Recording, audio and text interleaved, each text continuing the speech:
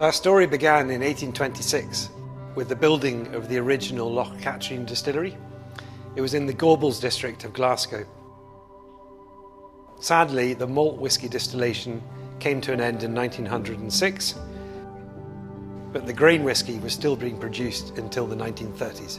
The last warehouse was finally demolished in the 1960s, and it wasn't until 1993 that the name Adelphi was resurrected, but this time as an independent bottler of Scotch whisky. By 2007, we realised that we needed to bring back control not just of the quality of what was going out in bottle, but of the supply.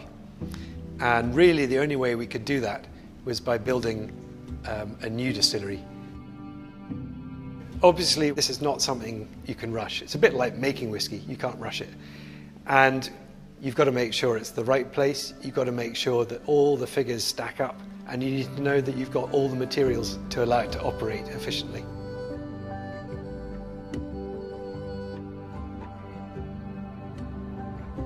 The distillery is located in Glenbeigh. You snake your way along the shores of Loch Sunat, emerging from what is pretty much the oldest rainforest in Europe. There were two main reasons for choosing Ardnamurchan as a location. One of those was that it was mainly already under the same ownership as Adelphi, and the second was that due to its remoteness, the peninsula was set up to provide for itself in terms of heat and water. There were in fact 7 sites that we considered for the distillery in the Ardnamurchan and Morven areas. However, even though this is one of the wettest parts of Scotland, in fact the UK, the irony is that we needed to find a place that had holding lochs up in the hills, not just to provide water, but to store it.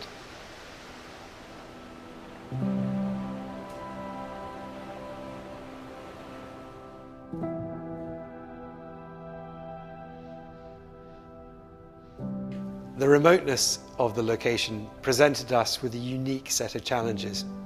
There's a short ferry crossing, and then there's a single track road which narrows and keeps narrowing to in fact just 3.3 metres wide. And between this and the narrow bridges, we determined fairly quickly that the largest single piece of equipment, our mash tun, could only be 3.2 metres wide. The construction team survived the weather, the remoteness, and of course the midges, and allowed us to begin production in July 2014.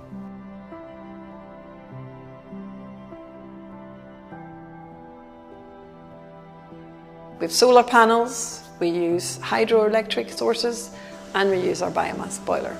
And all of these combined means that Ardnamurchan whisky is made in an incredibly sustainable way. The wood chip that we use in the biomass boiler is locally harvested, and there is a renewable forest growing nearby. We're also pioneers in the way we treat the byproducts that comes off when you're making whisky. The pot ale and the draft gets combined together and dehydrated into food pellets, which is used to feed the animals on the peninsula. And the spent lees gets put through a reed bed, and it becomes a neutral pH and can go back out into nature. All our malt comes from Scottish farms. This helps us be part of the wider Scottish circular economy.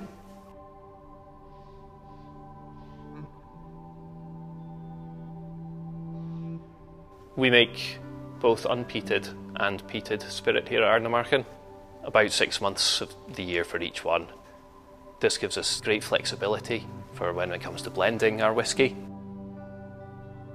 We have 4 wooden washbacks and 3 stainless steel, and we use quite a long fermentation period. The majority of our warehouses have a dunnage floor. That's just earth. The earth regulates the temperature far better than any mechanical equipment could, which is perfect for maturing the casks. The West Coast is in fact one of the best places to mature Scotch whisky long term. The temperature and humidity is relatively stable, and this allows the alcohol in the casks to drop naturally, which in turn brings more fruit into the flavour profile. Predominantly, we fill American Standard barrels. These have previously held bourbon. They give you kind of sweet flavours, vanillas, coconut, creme brulee. The other main kind of cask that we fill are ex-sherry from Andalusia. Each kind of sherry gives you a different flavour profile, but broadly speaking, if you think of apricots, plums, maybe almonds or hazelnuts, and a degree of spiciness as well. The entire process has been designed to create a flavour profile that you'd expect from this area. We have our maritime influence, the sea salt, the rock pools, the oyster shells. We have citrus fruit, dark fruits. We have a rich, oily texture with honey, and of course that lingering bonfire smoke. Being part of the blending team at Ardnamurchan is probably my favourite part of the job. Unfortunately, it's probably only 5% of my job description, but the blending of our whisky is what brings it all home. We do our single malt core, that's our flagship whisky. We also make a blended scotch called Maclean's Nose. We have decided to put a QR code in the back label, and when you scan the QR code, you'll find out the heritage of that bottle. That's important to us, transparency. And you can find it all out by scanning the QR code.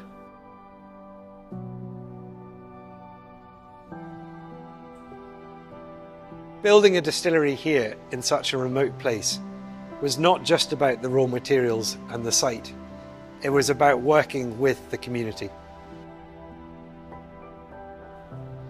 Directly, we wanted to provide good, well-paid, long-term jobs. We also wanted to indirectly affect the greater community by bringing more tourism to the area. And then finally, we had to look to the future, young people growing up here.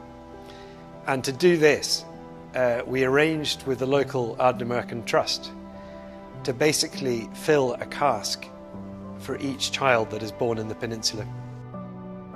So when the child turns 18, the distillery buys the cask back from the charity, and the funds from that go towards seeing them through tertiary education. When we were designing a distillery out here, I kind of had this imaginary bucket of all my favourite Scotch whiskies mixed together. Most of them are coastal, a lot of them are on the west coast, and I had this dream that we would emerge out of this bucket as this sort of blend of all these lovely characters. So it had to have good texture, nice and oily. It had to have sweet honey. It had to be fruity, maybe citrusy. But above all, it had to be where it was. So it had to have that maritime quality, the saltiness from the sea, and even that little hint of smoke, maybe a beach bonfire. So those were all the kind of things that we were looking for, and I hope we found.